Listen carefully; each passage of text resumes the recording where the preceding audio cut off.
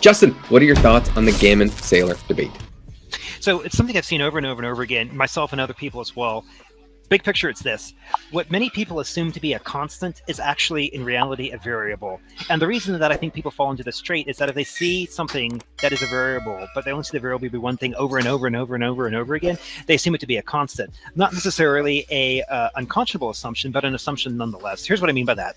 One of the core themes of the Bitcoiners' hard money Austrian advocates is that you need a fixed monetary supply in order to tame the beast that is known as inflation. That might be correct, that might not be correct. Essentially, you've got to say more to that statement to fill it out. Here's an example I use. Let's say that you need numbers on my backside here. Josh, you're what, early 20s, whatever, right? And let's say that you need 2,500 calories, on average per day, if you want to go to the gym and put on muscle or whatever, right? Well, it's true you need 2,500 calories, but you've got to say more than that. Is you need 24 or 2,500 calories in the correct ratio. You need this much, fat, this much protein, this much carb, or whatever, right? So it is true to say you need 2,500 calories, but it's also not correct because, 2,500 calories divided upon, what class of calories, what macros. I think the same thing goes true when you look at the monetary debate that you see, kind of raging across the system. And this is the reason I say this example is that if you have the hard money guys coming out and saying, well, listen, any expansion of the monetary supply is bad. And then they further look back and say, listen, for all the time we've been alive, or whether it's Saylor, who I think is a Gen X, or he's either a really old Gen X or a really young boomer.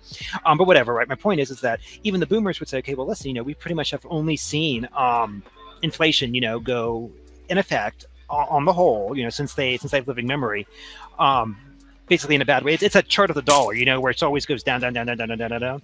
But they don't necessarily think back beyond the times they were alive. Again, a forgivable offense to the chart that Gammon mentioned, from the late 19th century, where you actually had a huge expansion of the monetary supply, but at the same time was accompanied with deflation. And I think the core reason that occurs is that people, and again, this is very forgivable, if all you're looking at is your lived experience, or let's say relatively lived experience, and all you've seen is one thing, that is an increasing the monetary supply allows government to gauge in profligate spending, which leads to malinvestment, which leads to inflation. If that's the only thing you see, then of course you're going to assume that's a constant. But just when you go back to Milton Friedman, who I think was the one who assumed that velocity will always be constant, because that was always seen, but we know that's not the case anymore. And if you assume something's a constant and is a variable, just like if you assume any expansion of the monetary supply is going to be for malinvestment, that precludes and immediately forecloses the possibility that, wait a minute, what if you have an expansion of the monetary supply that's actually spent on productive goods and services? And again, this goes back into what Gammon was saying, I believe. Late 19th century, the commercial banking system expanded, M2 by tremendous sums. But then you can make the argument that that expansion of the monetary supply was put to productive uses. More factories were built, more services provided, whatever. Point is, prices came down for everyone. And so if you had the expansion of the monetary supply, but that is only like half the answer. That's like saying you need 2,500 calories. No, you want the expansion of the monetary supply to be used for productive goods and services, more factories, whatever, because this means that you have more goods and services in the market. You have more goods and services in the market. Theoretically, things cost less for everyone. And that's really the end goal. People want deflation at the end of the day. And so I think the problem, or not problem, but I think one of the blind spots that the pure, the Bitcoin maxis and, the pure Austrians have is they assume the constant that any expansion of the monetary supply is going to be for malinvestment. That is not necessarily true, even though it arguably has been true on average, let's say the past 70, 80 years or so. My point is that this constant expansion of the monetary supply, or saying any expansion of the monetary supply is a constant malinvestment, I disagree with. Even that has been the case for the past 80 years. Again, go back to the early 19th century of what Gammon noted from that. So that's my first point. Yeah, and what's great is that we're having these discussions now. If you go back 5-10 years, nobody is talking about the current monetary system and what a new monetary system could look like. So I think it's fantastic that people are avidly not just talking about these things, but people are excited to hear about them. That shows that stuff like this, we can have a progression because the curiosity is there. I think that many of the misconceptions, and if you don't know, I do work for Gammon, so I mean, it's kind of, I have an unfair bias in that aspect, as I criticize the boss. Yeah, but I mean, I agree with him, and I don't agree with him because he's my boss, but because I think that's the way that the monetary system works. If you look at Jeff Snyder, the guy on my wall, this guy has been talking about the way that the monetary system works outside of the US for the past 5 to 10 years, and not a single person knew what it was. I mean, maybe 5 on Earth knew what this guy was saying. But as time goes on, more and more people are starting to listen to him and actually get enlightened. And right before we record this video, me and George were talking about the progression of people starting to understand how the monetary system actually works is going in the most parabolic rate that you could possibly imagine because the curiosity is there. Yeah, and just so when people start to understand what's the one thing that happens, things that people assume to be constants, they're shown to actually be variables. I mean, is that not what's going on? It's like, well, wait a minute, a dollar from one bank is different than a dollar from another bank. You see, like the constant is being shown to be a variable. Yeah, so Catch that? what were my thoughts on the debate? I think that Saylor, he's incredibly intelligent and he understands how every single person that on the mainstream media, any single top Austrian economist describes how the monetary system works. That if banks or the government start printing a bunch of money, quote unquote, printing a bunch of money, this causes drastic inflation, and it's robbing the consumer because you're robbing Peter to pay Paul. But as we know, because of all of Jeff Snyder's work, and if you go back in history through the 1800s and any free banking era when the money supply was increasing at a rate that we've never really seen before, but productive real GDP was increasing at the same rate. And that comes to the question, what is the answer? It's not really. There's no correlation between how many dollars are created and then CPI, how much the prices of goods and services are. It's really how productive those that the usage of that money is. And that's where George takes the chart of government spending as a percentage of GDP, because government spending is almost never productive. It can be.